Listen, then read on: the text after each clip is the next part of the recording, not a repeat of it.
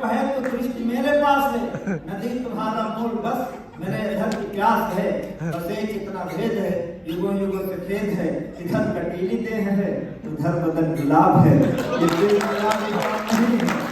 और मोहन बोले चार निर्भर बनो, चलो बोले कि अब कहते हैं नारी का सम्मान, तो हम लोग कितना नवरात्रि रखते हैं, व्रत रखते हैं नारियों का। हम पुरुषों को एक रात्रि मिली है शिवरात्रि, उसमें भी भान चढ़ा दो, धतूरा चढ़ा दो, ये कोई ढंग की चीज है। ये जो अपमान की पीड़ा है वो मैं दो पंक्तियों में सुनाता हूँ कि अपनी पे आ गए तो आंख ना मिला सकोगी, आंख जो मिलेगी तो मिला ही नहीं जाएगी।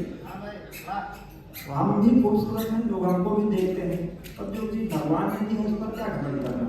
और हम किसी स्त्री को देख लें तो इसने हमको घूरा, इसलिए हम कहते हैं हम भी सुंदर हैं, देखे जाते हैं, पर हम कभी घमंड नहीं करते इस बात पर।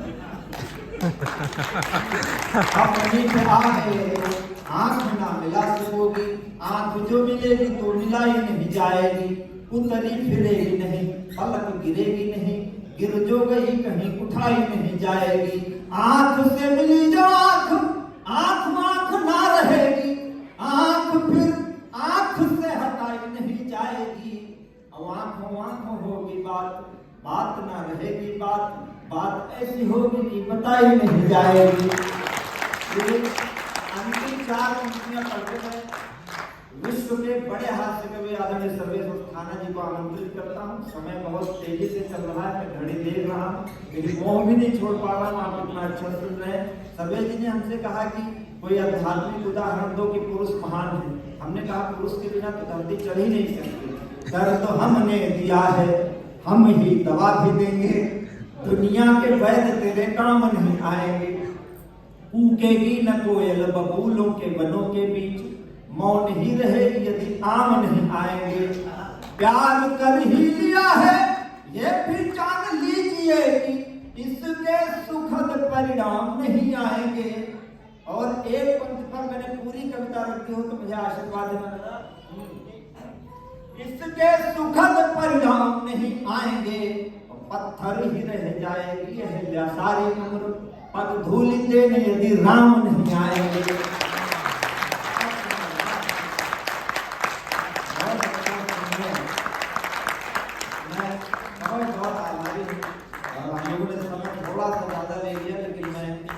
कोशिश करूंगा कि जब भी अगली बार कभी इसका समय थोड़ा और बढ़ा के रखें, क्योंकि सारे कभी एक घंटे सवा घंटे पढ़ने वाले हैं। इनका 1 घंटे में केवल मुंह साफ होता है, उसके बाद सब तो 1 घंटे बाद निकलता है। लेकिन फिर भी आप सुन रहे हैं, अच्छा सुन रहे हैं। मैं आमंत्रित करता हूँ विश्व प्रसिद्ध हास्य कवि आदरणीय सर्वेश्वर थाना जी को, जिनका परिचय आदरणीय सत्येंद्र जी ने दे ही दिया था। उनकी बहुत सारी संस्थान है, बहुत सारा कार्य है, और उत्तर प्रदेश सरकार ने उनको यश भारती के सर्वश्रेष्ठ पुरस्कार में सम्मानित किया है। एक बार आप तालियां बजाकर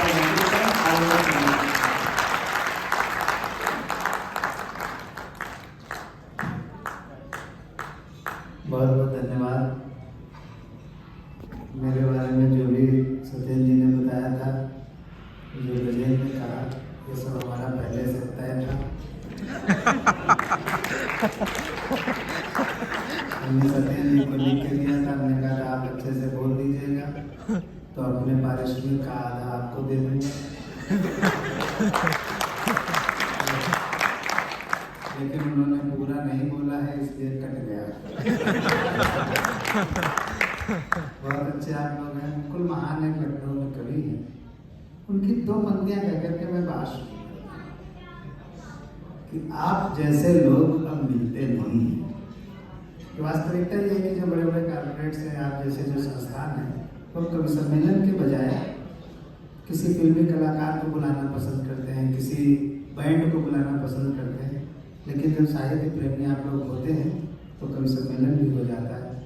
आप जैसे लोग अब मिलते नहीं हैं, इस महक के फूल अब खिलते नहीं हैं। थोड़ा खुल जाइएगा। आप जैसे लोग अब मिलते नहीं हैं, इस महक के फूल अब खिलते नहीं हैं। आप चलकर आ गए हैं शुक्रिया, लोग तो भूकंप में हिलते नहीं हैं।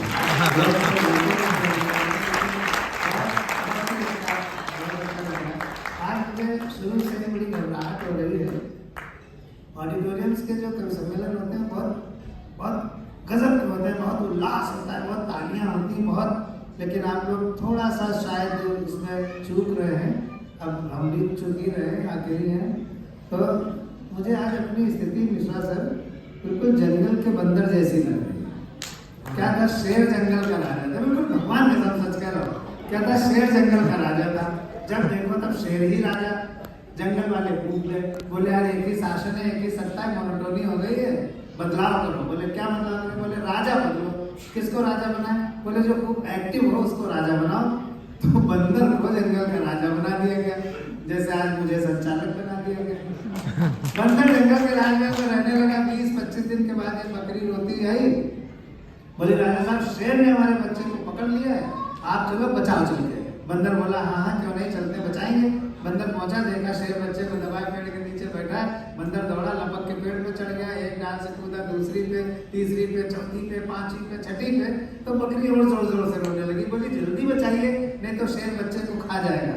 अब बंदर का जवाब और हिंदुस्तान की राजनीति और बहुत पढ़े लिखे श्रोताओं की तालियां तीनों एक साथ, जल्दी बचाइए नहीं तो बंदर खा जाएगा शेर। बंदर बोला देखो बकरी, तुम्हारा बच्चा बचे या न बचे, हमारी भागदौड़ में कोई कमी ना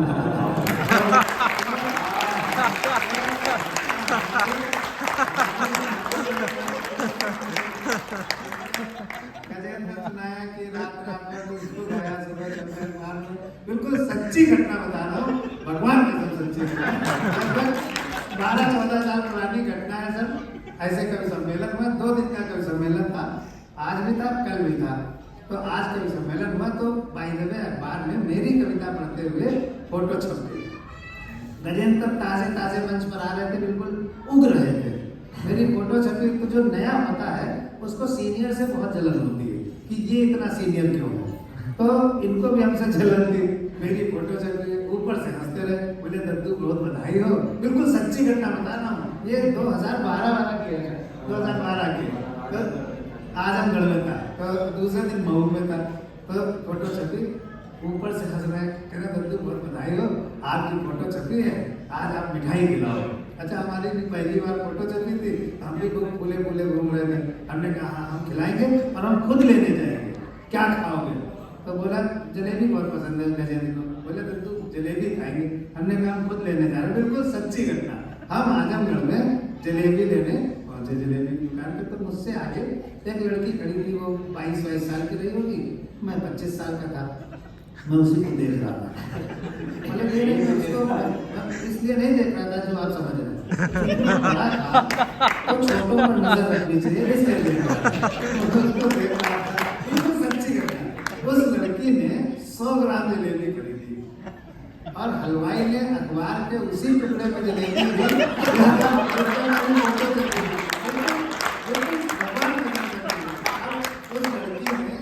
वहीं पे जलेबी खाई और कागज फेंक दिया। मैं देख रहा हूँ उसमें मेरी फोटो छपी, उधर एक कुत्ता खड़ा। उस कुत्ते ने उस अखबार के टुकड़े को देखा, फिर मुझे देखा और फिर अखबार को देखा। अगली बार जो कहेगा उसमें तालियां लगेगा। उसने मुझे देखा, फिर अखबार को देखा और फिर अगले पल मैं देख रहा था मेरा मुंह कुत्ता चाट रहा है।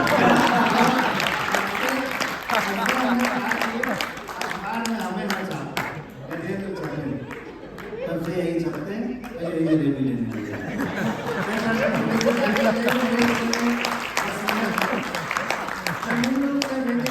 लेकिन जो व्यंग्य का कवि होता है उसके भीतर मुस्कान बहुत होती है। हम बहुत मस्त रहते हैं। और स्त्री पुरुष की बातें भी इन्होंने की बहुत सारी। स्त्री और पुरुष एक दूसरे के बिल्कुल अपोजिट होते हैं। मैं उसकी जंतुवैज्ञानिक बात नहीं कर रहा हूँ, जीव वैज्ञानिक बात नहीं कर रहा हूँ, मैं नेचर की बात कर रहा हूँ। मैं 2 उदाहरण दूंगा। अगर आपको लगे ठीक है तो सारे पुरुष तालियां बजाएं, और अगर महिलाओं को लगे ठीक है तो वो भी तालियां बजाएं। महिलाओं का दिल बहुत छोटा होता है, बहुत छोटे दिल की होती है। मैं ये उदाहरण एक्सपीरियंस के साथ कह सकता हूँ। इतना छोटा दिल होता है सर कि उनके दिल में एक बार में सिर्फ एक ही व्यक्ति आ पाता है, उनका पति। बहुत कुछ हुआ तो थोड़ा शादी से पहले एक प्रेमी आ जाता है, लेकिन पुरुषों का हृदय बहुत बड़ा बहुत बड़ा होता है। उनके दिल में भाभी साथ पत्नी भी रहती है, सालियां भी रहती है पड़ोसन वाली भाभी भी रहती है और कभी कभी तो घर में काम करने वाली नौकरानी भी रहती है। कितना बड़ा चीज है। कई बार किसी बंदर से मारे जाते हैं। दूसरा अंतर बता रहा हूँ, आप देखिए बहुत साइकोलॉजिकल अंतर है। हम पुरुष लोग बाल कटाने जाते हैं, सैलून जाते हैं, लौट के नहाते हैं। नहाते ना सब सभी बाल कटा के तो नहाना जरूरी होता है। कोई भी महिला ब्यूटी पार्लर से आके अगर मुंह भी धो दे तो लोग भुवन जी ने बहुत अच्छे श्रृंगार की प्रेम की कविताएं पढ़ी। गजेंद्र कलम से बोले दद्दू आप आज से कभी हो क्या श्रृंगार लिख सकते हो? हमने कहा क्यों नहीं लिख सकते? बोले हिम्मत तो सुनाना। आज जब हम लोग आ रहे थे बोले सुनाना है। हमने कहा अच्छा सुनाते हैं। हाथ से कवि का श्रृंगार।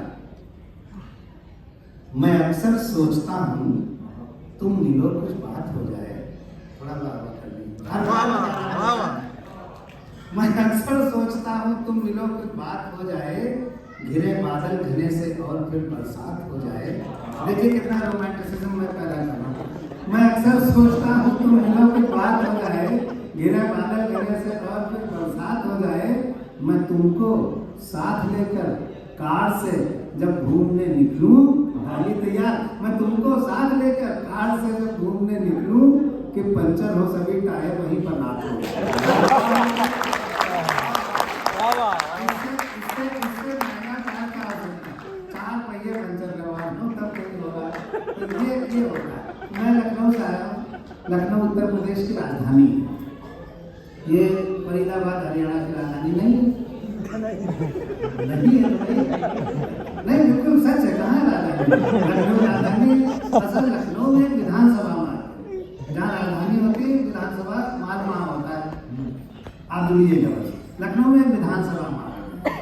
विधानसभा मार्ग उस सड़क को कहते हैं जिस पर विधानसभा बनी होती है। जिस सड़क पर विधानसभा नहीं होती उसको महात्मा गांधी मार्ग कहते हैं। लखनऊ के विधानसभा मार्ग पर इधर से उधर, अगर इसको नेशनल बैंकिंग से डाल करना तो चले दिल्ली के राजपथ कह देते हैं। दिल्ली के राजपथ पर इधर से उधर और उधर से इधर कभी कोई लोग मिल जाते हैं, कभी कोई नेता मिल गया, कभी कोई इंजीनियर मिल गया, कभी कुछ। अभी जब लोकसभा चुनाव हुआ उसके 1.5 महीने पहले मैं गुजर रहा था तो एक गिरगिट मुझे मिला। मैंने उससे बात की थी आपके साथ। दिल्ली के राजपथ पर इधर से उधर और उधर से इधर और फिर इधर से उधर जा रहे गिरगिट नरेश से हमने पूछा। नरेश माने राजा, गिरगिटों का राजा। गिरगिट नरेश से हमने पूछा, गिरगिट जी बता सकते हैं अपने और नेता के बीच आपसी संबंध को तुलनात्मक रूप से समझा सकते हैं? The comparative study between the two. अपने और नेता के बीच आपसी संबंध को तुलनात्मक रूप से समझा सकते हैं? गिरगिट बोला, अस्थाना जी किसी गिरगिट की नेता से तुलना करना महापाप है। किसी गिरगिट की नेता से तुलना